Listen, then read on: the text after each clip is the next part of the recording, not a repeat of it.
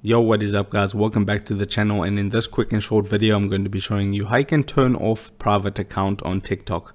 So if you don't want a private account and you want a public account, this is what you need to do. So I'm going to open up the TikTok app and you'll be on the home page or the For You page when you land on TikTok. Now tap on the profile icon at the bottom right hand corner and you can see on your profile page it tells you if you have a private account right there at the top banner. It says private account. If you want to go and turn that off, just locate the three horizontal stripes at the top right hand corner and then you want to tap on settings and privacy.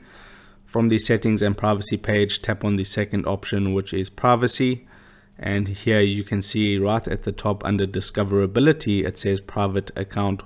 With a private account, only users you approve can follow you and watch your videos. So if you want a public account, just toggle that switch down. It says here switch to public account.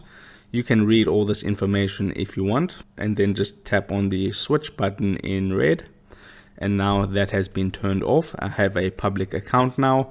I can go back to my profile and you can see that banner at the top of my profile picture is gone. So I hope this helped. If it did, don't forget to drop a like onto this video and subscribe for more, and I'll see you in the next video. Take care.